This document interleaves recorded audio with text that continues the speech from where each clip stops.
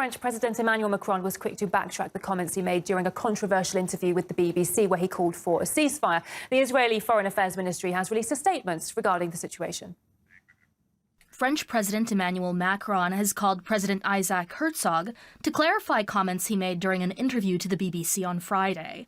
President Macron made clear that he does not and did not intend to accuse Israel of intentionally harming innocent civilians in the campaign against the terrorist organization Hamas. Let's get the details now from RT contributor Rachel Marsden. Rachel, good to see you today. Can you bring us more details on the story, please?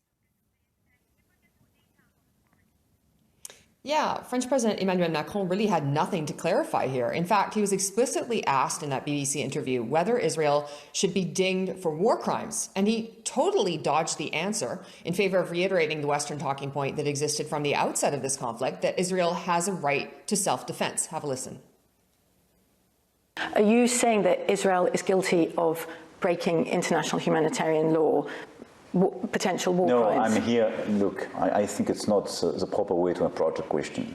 I'm not a judge. I'm a head of state. I just remind everybody international law. I call for the ceasefire. So Macron never insinuated that Israel was intentionally bombing civilians, as Israeli President Herzog accuses Macron of suggesting. That's not even where the debate lies here. The actual issue is whether, even in self-defense, bombs falling on civilians should be excused. It's not about Israel's intent. It goes to the issue of the kind of recklessness that has led to thousands of civilians, women, children, sick people in hospitals, all being bombed. Intent, whether Israel deliberately meant for thousands of civilians in Gaza to die, is really a moot point. But Macron isn't the only Western ally walking on eggshells when it comes to this particular issue. Is Israel operating according to the rules of war? Well, Dana, I'm not going to sit here and play judge or jury on that question. Since when does bombing get a free pass as long as there's no intent to harm? Why does everyone just have to accept and assume that Israel is just so maybe horribly bad at hitting their targets that anything goes because, hey, they're trying their best, but apparently they just keep missing Hamas and hitting civilians. And, well, the rest of the world needs to just shut up about that until Israel decides that it's time to wrap things up.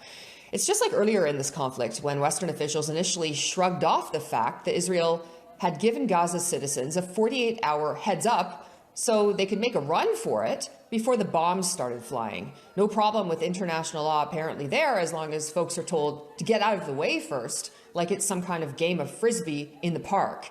Hey, not Israel's fault if you get dinged in the head with a missile because you were told to move.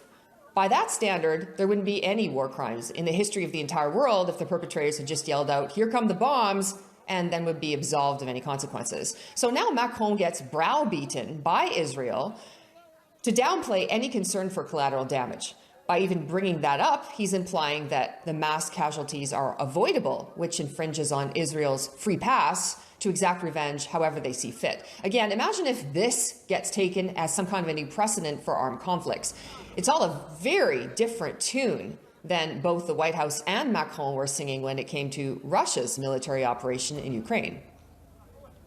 You have said that attacking civilian infrastructures is a war crime. This is a war crime. Should Vladimir Putin be charged with war crimes? What we have to do now is, number one, to gather all the evidences of these war crimes. I do think some of these units engaged in these acts of brutality, these atrocities, these war crimes, even without direction from above. But make no mistake, the larger issue of broad-scale war crimes and atrocities in Ukraine lies at the feet of the Kremlin and lies at the feet of the Russian president. So, where's Macron's offer to gather the evidence of war crimes when it comes to this? That's pretty rich as well. When U.S. National Security Advisor Jake Sullivan was advising Hillary Clinton back in 2012 when she was Secretary of State, and he flat out acknowledged back then in a memo addressed to her and later published by WikiLeaks that, quote, Al-Qaeda is on our side in Syria.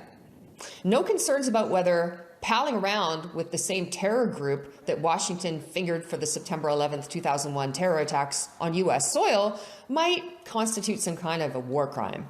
But they sure have been quick to judge others, only when it suits them politically, though. And in the case of Israel, Macron's faux pas was to even bring the issue up at all. And now, after barking about it on the CBC, he's being smacked on the nose and sent to the doghouse with his tail between his legs for even daring to go there.